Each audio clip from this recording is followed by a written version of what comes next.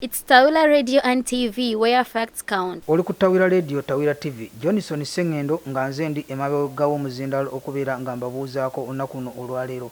Programu y'olwaleero ngenda kubeera nga mbatwala mu kiseera ekizibu bannayuganda kye tuyitamu wano mu UAE okubeera nga tugenze tufiirwa abantu ab'enjawulo era nga njagala kusooka okubategeeza n'okubajjukizaako emabegakaawo mu mwezi ogw'omwenda munnayuganda omu yava ku kizimbe n'agwa wansi n'afiirawo era nga amannya yamanyibwako aga Keira Birungi era nga kitalo nnyo kitalo ddala twagala okusaasira famire y'omugenzi oyo eyatuva ku maaso ate nga tuyingira omwezi guno ogw'ekkumi ennaku z'omwezi nga 3 olunaku lwali lwa Sande munnayuganda omu yasangibwa wano mu Abu Dhabi nga afudde era nga amannya ge yamanyibwako nga ye Atukunda Deusi yafa ennaku z'omwezi nga 3 omwezi guno gwennyini gwe tulimu era nga twagala okusaasira famire ye era n'ab'enganda n'ab'emikwano era nga twagala okwebaza bannayuganda abasobola okubeera nga basaasaanya amawulire ne gatuuka ku famire ye era famire n'ekitegeera bulungi nnyo era ne batandika okukola ku nteekateeka zonna eziba zeetaagisa naye mu ngeri ey'enjawulo ngenda kubeera nga bategeezako ku nteekateeka eziriwo okuzaamu naffe oyo era nga enteekateeka zitambudde bulungi nnyo n'okubeera nga nsiima abantu ab'enjawulo abasobodde okubeera nga bavuddeyo okulaba nga enteekateeka zino baziteekamu nnyo amaanyi okulaba nga munnaffe atuuka mu kiseera eky'okubeera nga omubiri gwe baguzaayo e Uganda. Ngenda kubeera nga mbawa ebitonotono background ebifa ku mugenzi oyo Atukunda Deusi ate n'obubaka obw'enjawulo bannayuganda bwe bamwogeddeko nga mikwano gye be yakolako naye mu bifo eby'enjawulo naddala wano mu UAE. Omugenzi ono Atukunda Deusi nzaalwa y'e Bushenyi mu district era nga tugenda kubeera nga tubayisa mu nteekateeka zonna nga mugenda okubeera nga muziwulira. Johnson Sengendo nga nze ndi emabegawo muzindalo okubeera nga mbatuusaako pulogulaamu eno manya ebifa wano mu UAE. It's Tawila Radio and TV where facts count. Tuline chibuga ekitukuvu ennyo kyeyazimba Yesu mu ggulu kyeyategekeyo eteri kulwala tulibereyo nga tetufa sanyu lyoka nga tuyimba tetugenda kukula nate tuliberayo naffe mu bulamu obutagwawo.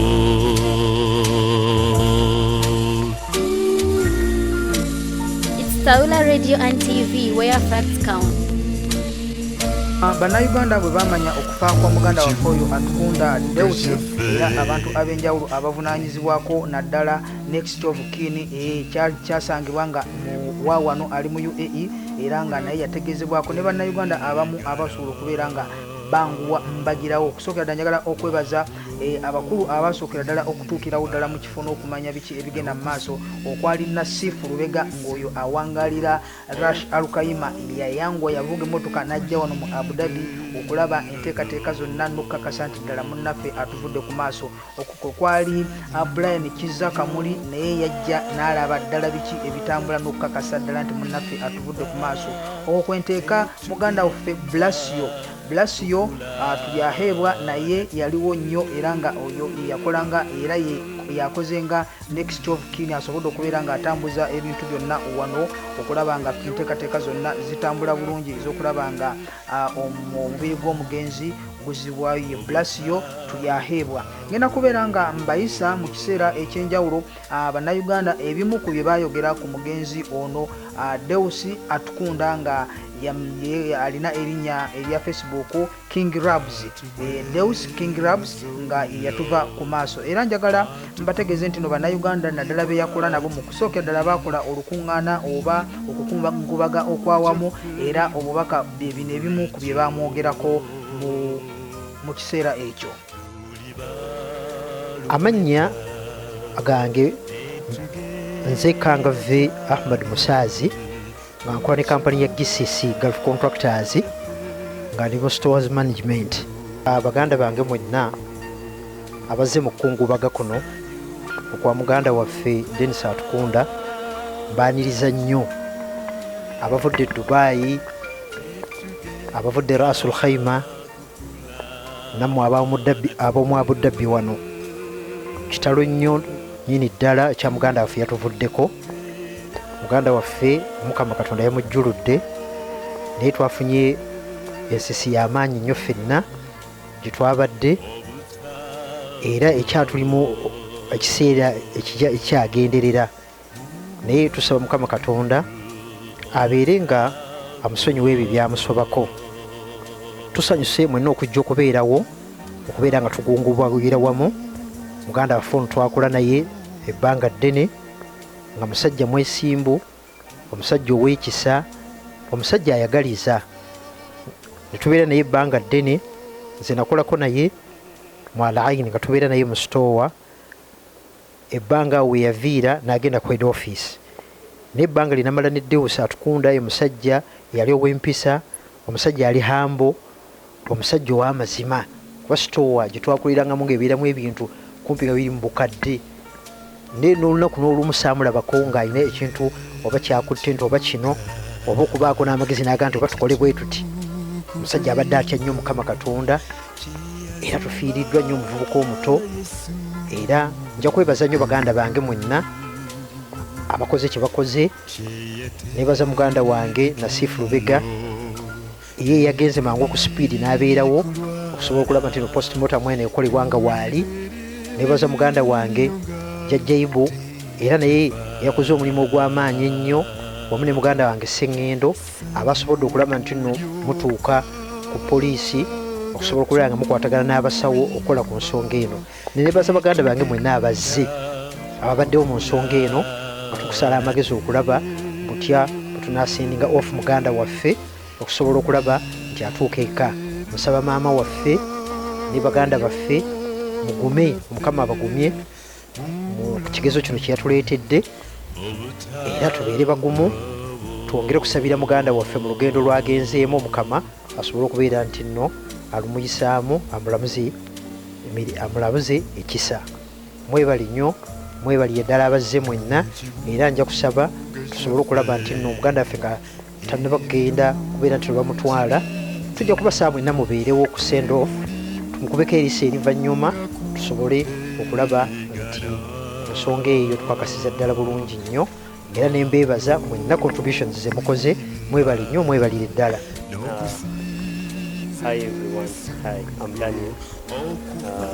Ndi wano Dubai. Era muganda waffe yatuvuddeko, abadde mukwano gwange, abadde mukwano gwaffe. Era nga tubadde tuwangadde okuba bikasi mu mwaka gwa 2017. Tubadde in touch mpaka lwe navaayo Abu Dhabi gye nali mu mwaka gwa 2016. Deus abadde muntu mulungi, ali positive, era negativity tebangako okusaidiya ebiseera ebiseera. Musajja ajja Katonda ng'era bannaffe babadde bamwogako ebyamaanyi. Buli omu alina memories, ffenna tulina memories eziri positive eri muganda waffe. Tusaba kimu, Katonda omwoyo gwa bulamu ekisa era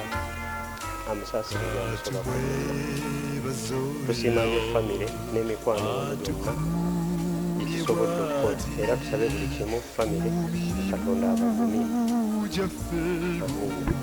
Bannange ntuuse okulamusa kwange oli ab'eŋŋanda, famire yonna yonna n'ab'emikwano alwa muganda waffe Deusi, mwenna mbabuuzizzaako buli omu kiki kye na buli omu kitiibwa kye. Ntuuse okunyula era okusaasira eri famire ye n'emikwano gye gyonna. Ntuuse okusaasira eri bakadde be, ntuuse okusaasira eri baganda be, ntuuse okusaasira eri buli muntu abadde alina akakwate eri muganda waffe. Naffe eno nga ku baganda babadde bawangala naye wano mu Abu Dhabi tunyuliddwa nnyo nnyo nnyo nnyo. Era nga nze amawulire we gansisinkanira, nali ku mulimu omu ku baganda baffe yaŋŋamba nti oyinza okikiriza nti Deusi afudde. Kyampa obuzibu okukissa mu bwongo bwange n'okitegeera. naye nemmala nenga konfaminga nti kituufu gali matoofu naye n'emirimu gye nali nkola ku mirimu gyonna nali sikyasobola gyongerayo maaso okuggyako okugamba nti kangende nkakase gano amawulire abaki matoofu. Ntandise seeyanjudde naye ng'amanya gange mpitibwa Jjajja Ibu, abamu bampita Ibra, era nga mbeera mu Abu Dhabi. Twakwatagana ne Deusi okuva mu 2013 bwe twatandika ne tujja mu kampuni ffenna ne tutandika okukola, nensigala nga nkwatagana naye ne bwe twava mu kampuni. Wabweru wa kampuni tubadde tukwataganira ddala kumpi buli wiikendi tubadde tutera okusisinkana, newankubadde nga wiikendi yafuniramu gundi saali naye ne eyali evaako luli naye namulabako, naye nga nja kugamba ensi baganda be na buli muntu yenna nti entegeka ya Katonda ffenna si buli omuntu nno gyogera ogenda okusiima, naye Katonda baba ayisa omuntu wo kekabeera akaseera.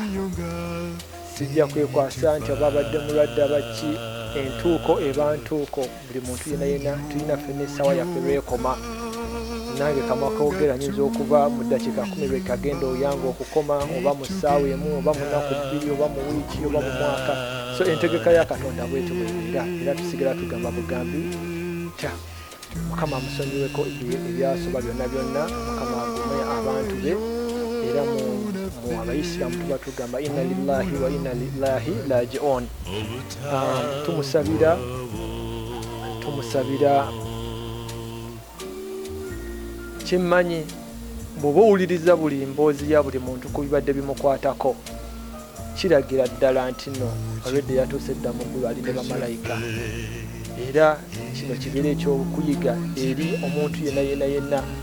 Tuleme okukoma kwogera ku birungi bya Deusi, wabula naffe kennyini bwobanga tonafuuka Deusi ofuuke Deusi owuwo nawe otandika okukola ku birungi, obeeko ng'olina ku memories basobola okujjukirako ng'omuntu. Ng'oli bw'obeera ng'ofudde si oli kugenda ayogera ebintu bibi byokka, naye nga omuntu alinako ebirungi byasobola okwogerako. Muganda waffe oyo nina bingi ebirungi, nze mbadde wano mu vigili ziringa nga 3 eza muganda wange Deusi, mbadde nga muyitanga mukulu Deusi. Tubadde wano mu vigili nga 3, naye obeera mu vigili abaana ne bakaaba, abaana ne boogera ebintu, n'owulira nga mazima bagamba tulina okwetunulamu naffe mu ntambula gye tutambula. Naye nga nja kwebaza maama munange bali kutuzaalira mwana, era nja kwebaza baganda be. It's Taula Radio and TV where facts count. Buli omu ne society mwebali kukuza mwana, yabadde mulungi naye yibadde entuuko ye bwatyo Katonda bwamuyise. Mungu amumuze kisa.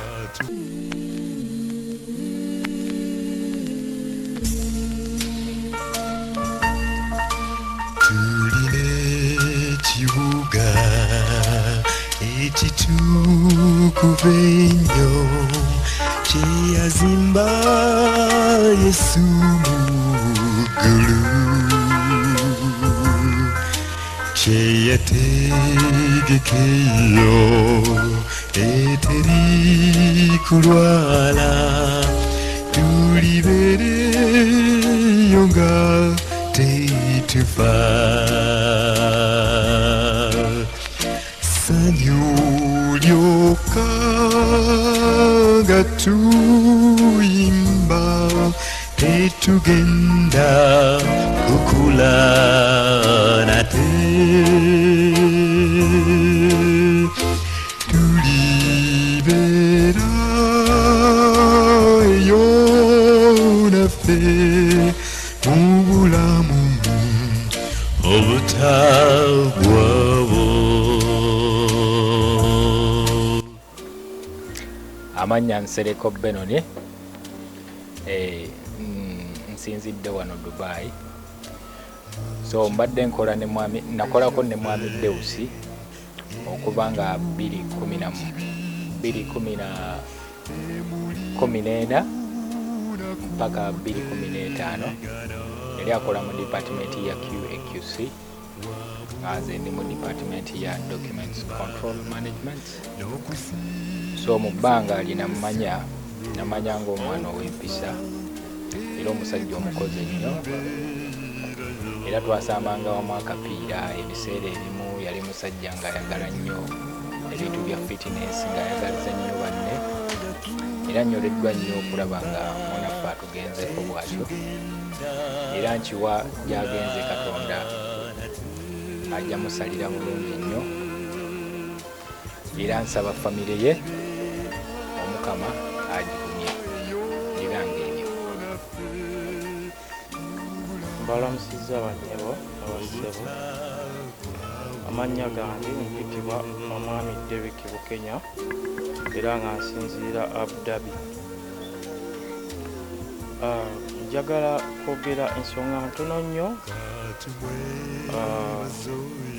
ezikwatagana ku muganda waffe Mwami Deusi yatuvuddeko.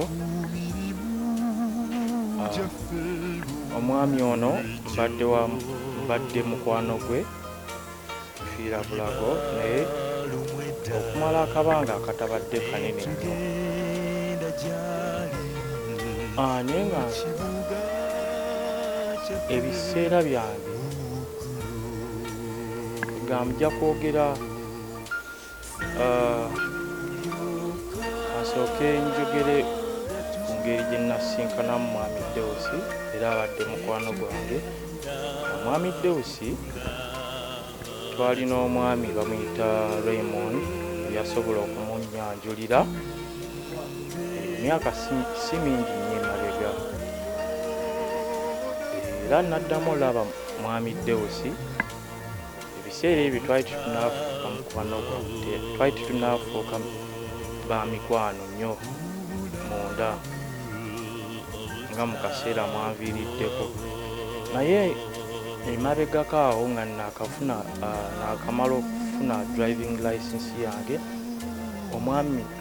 omwami gwe njogerako Omwami Deusi anvuddeko yanyamba, ye mwami eyanyamba okusobola okufuna obuvumu okuvugira mu nguudo ez'omu Abu Dhabi oba mu UAE kuba nali mupya. Naye ate ye mwami y'omu asobodde okufunira abantu ab'emirundi egy'enjawulo nze bembadde sinnaba kumanya mpaka nga entegeka neebaddewo ng'Omwami Nasiifu wayogedde, naye kennyini ye yamuyamba okufuna driving license. So nze kyendabye mu kyo era kyenjize ku Mwami Deusi nti ye mwami abadde ayagaliza buli muntu. Mukwano gwange ono Mwami Deusi agenze okunvaako nga twakusemba okwogera wiiki ng'emu emabega, era wiiki eno olwokutaano luno olujja lwe tubadde twategeeragana okusinkana okugenda okusambamu kapiira naye kyannaku era kyakunyolwa nnyo nti Omutonzi eyatonda ensi eno amuyise ntwala okusaasira kwange eri abooluganda okusingira ddala mukadde maama n'ab'emikwano bonna, era nga ntwala okusaba kwange eri Omungu ono, Omungu eyatonda ensi n'eggulu, agumye era aluŋŋamye omwoyo gwa muganda waffe emirembe n'emirembe. Musibye mutya banyabo ne bassebo, amannya agange nze Kasirifu Brian, yambadde mpangalako Kone Deusi. Si kaseera kawanvu bati mbadde mumanyinga omuntu omulungi atalina ttabbu, omuntu ayagaliza, era ntuusa okusaasira kwange eri famire ye, baganda be, basisita be bonna abooluganda be. Amannya n'eddoboozi mpitibwa Nasiifu Lubega. Kitalo nnyo, kitalo ddala bannaaye, mwebale mwenna okujja, nakusooka okubeebaza mwenna okujja, abeerekereza obudde ne mujja okulaba nti tukwatagana, okubeera obumu, okulaba nti tusiibula muganda waffe Deusi atukunda. Deusi ayogeddwako ebigambo bingi ekiraga nti abadde muntu mulungi, abadde muntu ayagalwa. Bigambo bingi tetusobola kubimalayo byonna mu kaseera kano akatono, naye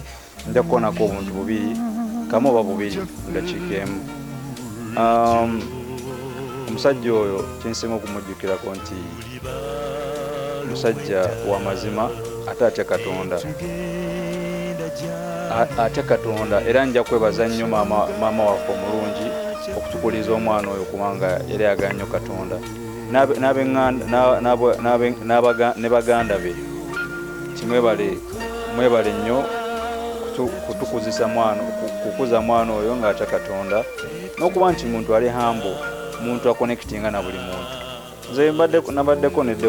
nabeerako ne Deusi ebbanga lya myaka nga 3-4 nga tubeera mu ruumu y'emu, nga tulya kyekimu, tufumba kyekimu, tukolera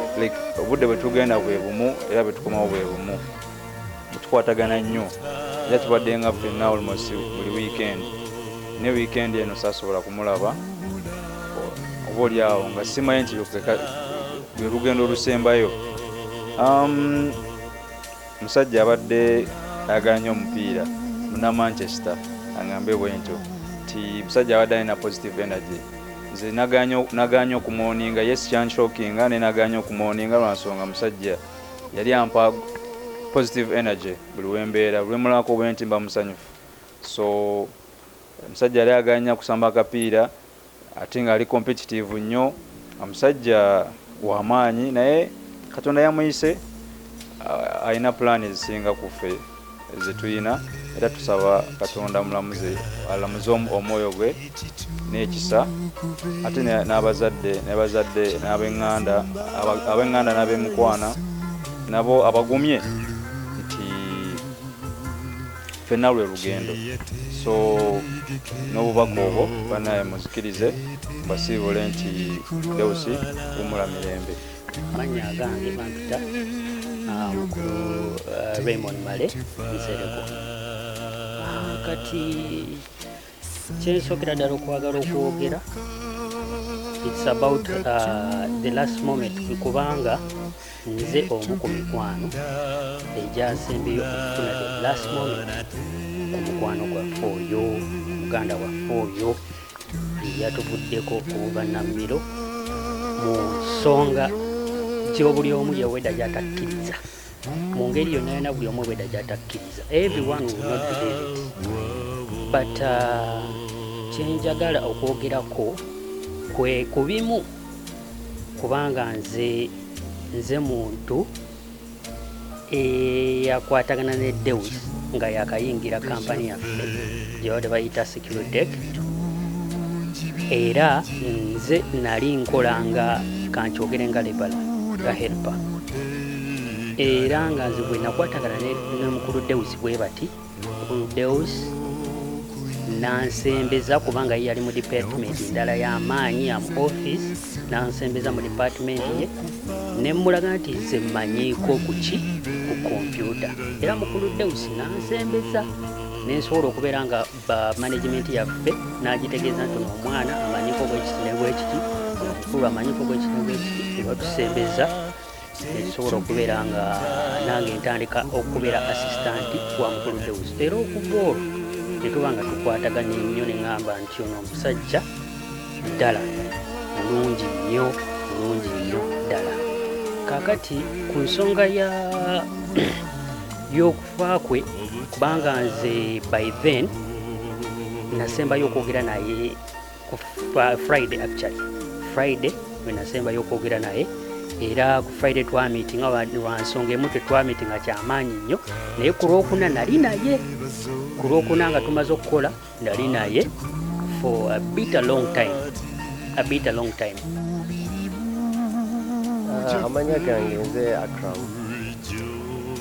Kitalo nnyo bannange, kitalo nnyo. Nze bambikira Deusi nali ku mulimu, naye eyambikira namugamba omanyi Ibra eyambikira naye namugamba Ibra sokolindeko nja kuddamu kkuli, naye n'amanya agakuba na gambula kubanga it was a shock. was very shocked. Omanyi omuntu gwobadde kubanga yamperezaako ebifaananyi byange bibiri ebyedda nga tukyali mu GCC kuba namumanjira mu GCC twatandika okukola ne Dubai ne mulabira mu GCC nemumanya nga tusamba ffenna omupiira nti newe yali akutema endowolese ng'asobola okujja n'agamba bana very sorry sorry nakusitulawo so omuntu w'omutima ng'ogwo waliwo olumu we nabeera ng'eyo naye nga saagala kudda ate gye nali nsula nemugamba osinzijeko nsule yewo nga ali free nnyo agamba jangu tewali buzibu jangu olunaku lwonna ate n'akufumbira n'akolaga omukwana abadde muntu mulungi nnyo era tugenda mu misinga naye famire omuntu okuvaako kati abafamire bawulira obwo obulumi omanyi ofiirako omuntu obulumi buba bw'amaanyi era amisaasira nnyo famire era aba mukama agigumye ebeere strong kubanga pain gye bawulira kati y'amaanyi nebaza n'abantu bonna abali wano abakungubazi bannaffe buli awaddeyo kyonna kyawaddeyo bambi kirungi era mukama ajja kukuddizaawo naye Deus tugenda mu misinga era kansabe mukama famire yagigumye.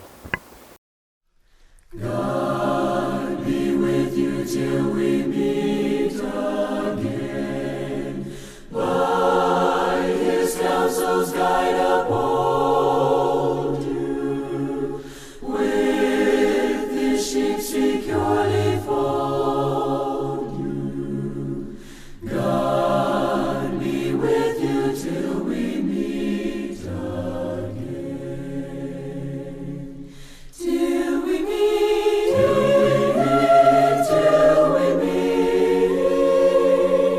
till we meet at Jesus' feet. Till we meet, till we meet. God be with you till we meet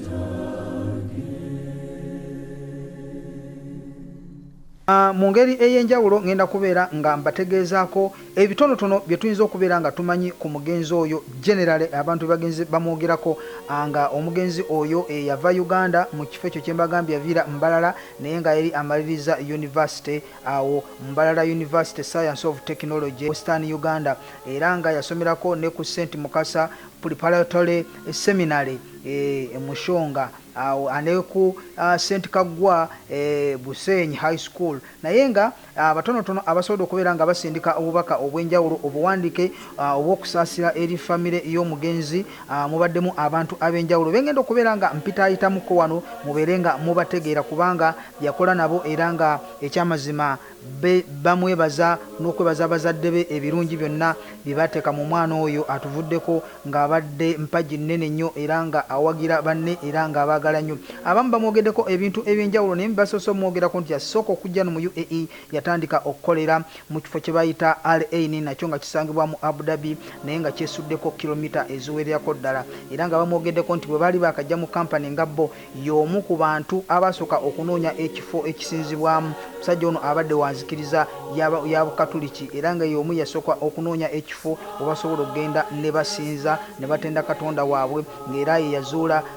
ekereziya eyo mubaali basabira mu kiseera ekyo naye abantu ab'enjawulo basobola okubeera nga basindika obubaka wano ku Tawera TV bagenda okubeera nga mbayisaayisaamu nga basaasira famire y'omugenzi n'emikwano wamu ne basisita bonna bonna olw'okuviibwako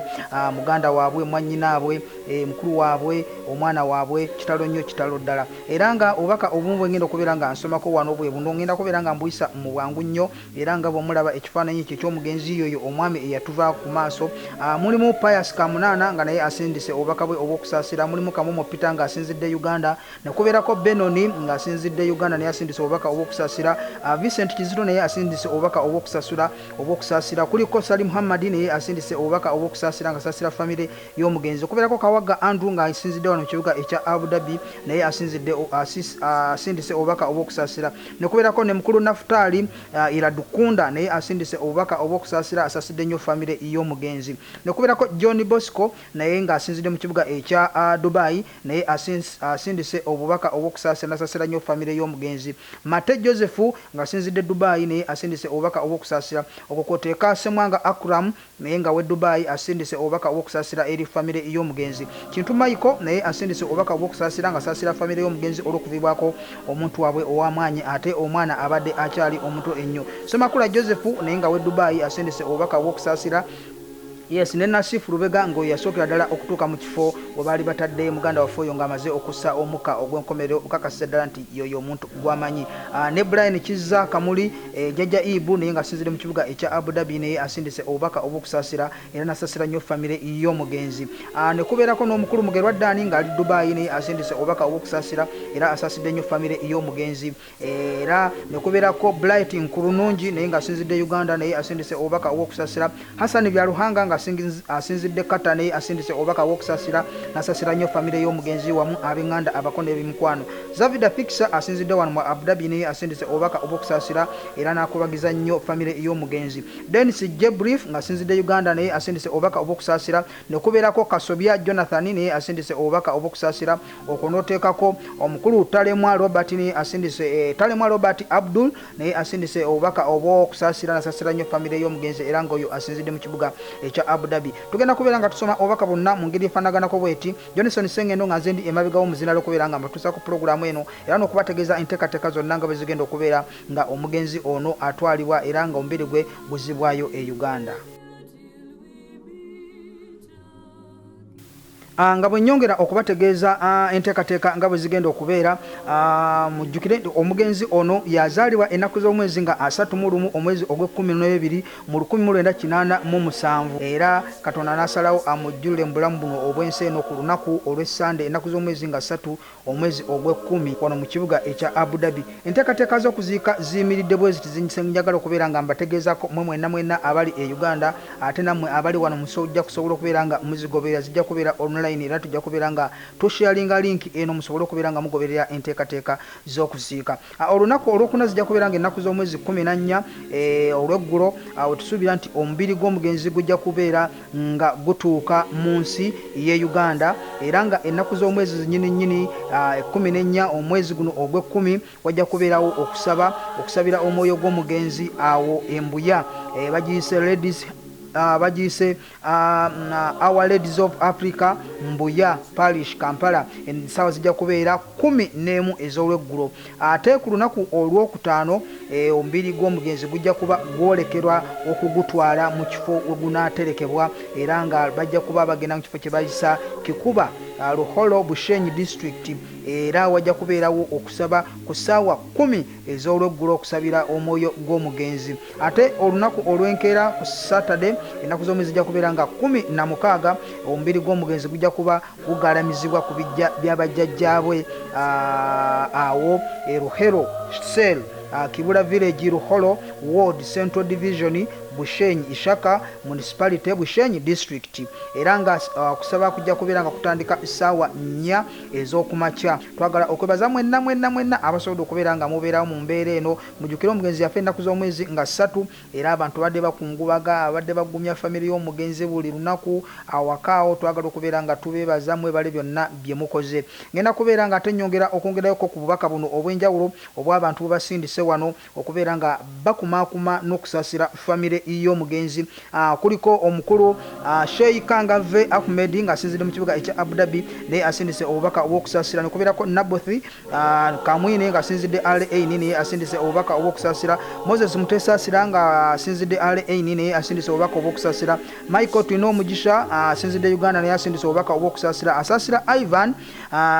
Kenzo naye nga asindise obubaka obw'okusaasira Katemero Raymond nga asinzidde Uganda naye asindise obubaka obw'okusaasira Joramu asinzidde mu Abu Dhabi naye asindise obubaka okusasira Sowedi Ali Busungu naye asinzidde Uganda asindise obubaka okusasira Muhanji Kelvin ng'asinzidde mu Dubai naye asindise obubaka okusasira Mabonga Alex asinzidde Uganda asindise obubaka okusasira ng'asasira family y'omugenzi ng'asaba Katonda abagumye Sebayiga Abudu ng'asinzidde mu Abu Dhabi naye asindise obubaka okusasira Mukulu Samuel Wandera Ivan asinzidde Uganda naye asindise obubaka okusasira Gideon Barugahale naye asindise obubaka okusasira Gavin Kastiro Wamala Lake Baguma Robert Kitaziro Nadi Faizo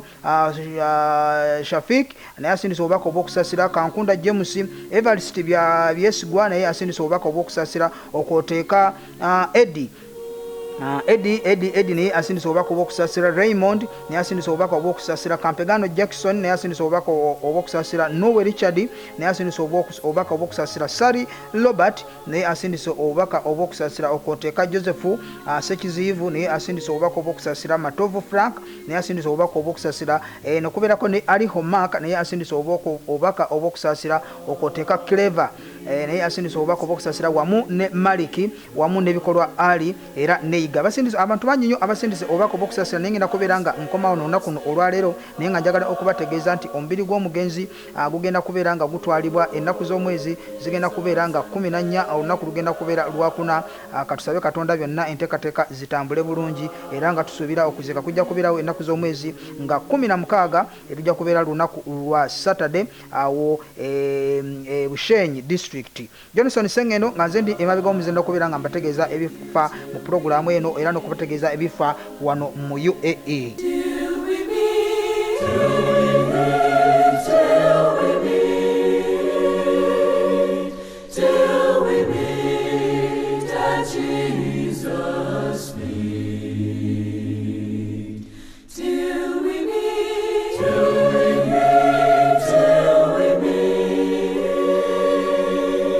Nga mmaliriza njagala kubeera nga site nebaza abantu ab'enjawulo kusingira ddala abantu abasobodde okwewaayo mujjukire omugenzi ono yakolyako mu kampani ez'enjawulo ate nga buli kampani gyakoleddemu abadde ayinayo emikwano egy'enjawulo so wabaddewo WhatsApp groups ez'enjawulo eziri mu kubeera nga zikungubagira awamu naye waliwo WhatsApp group wano eri mu Abu Dhabi esobodde okubeera nga nayo njagala okubeera nga njebazaako ng'era mukulu Blasio tuli aheebwa nga next of kin ate nga wa luganda lw'omugenzi asobodde okubeera nga atambuza bulungi ensonga eno okuwa updates abantu ab'enjawulo n'okubaza WhatsApp group omugenzi mwe yasooka okubeera nga akolera group nga bannayuganda bwe yasooka okubeera nga akola nabo eyo ng'ekulembeddwa mukulu Kiza Brian Kamuli twagala okwebaza omulimu gwonna gw'okoze ne mwenna contribution ze mukoze sigenda kusoma engeri gikikoleddwa nti muna mukoledde wamu mukwatidde wamu sigenda kusoma buli omu sente zaawaddeyo naye nga mwenna mwebale omulimu gwonna gwe mukoze okubeera nga musobodde okubeera nga muwagira famire y'omugenzi mu mbeera eno gyerimu enyigirizibwa oba embeera ey'ekiyongobero efaanaganako bweti naye mu gurupu eyawano eya Abu Dhabi omuli mukulu Blasio tuli aheebwa njagala okwebaza abantu bano abasobodde okubeera nga bawaayo obuwagizi obw'enjawulo mukulu Raymond oyo abadde asinga okubeera nnyo ku Lusegere ne muganda waffe oyo yatuvaako mukulu Raymond webale nnyo waliwo mukulu Derek Bukenya ne wabeerawo Moses Ntumbise ne wabeerawo Luweru Dennis ne wabeerawo Alushudu Shoka ne kubeerako Charles Muhereza Miss Anita twagala okubaza mwenna bannaye buwagizi bwonna bwe mukoze bwa bulungi nnyo ne kubeerako Lakisha ne kubeerako John Muhairwe ne kubeerako Jivei ne kubeerako Emmanuel ne kubeerako Soroj ne kubeerako ne Korith ne kubeerako n'omulala gwe bayise Atwongeirwe Ivan ne Isaac Lukambire mwebale nnyo bannaye twagala okusiima mwenna amagezi ge mutuwadde abantu ab'enjawulo naddala okusiima abantu abasobola otuwa ku magezi enteekateeka nga bwe yina okubeera nga etambulirako ddala okumanya nga bwe tulina okukola process bwe zirina okubeera zonna okulaba nga omwoyo gw'omugenzi gusobola okubeera nga guddizibwa e Uganda twagala okusiima chairman wa bannayuganda mu Abu Dhabi omukulu Ismail Sebugwawo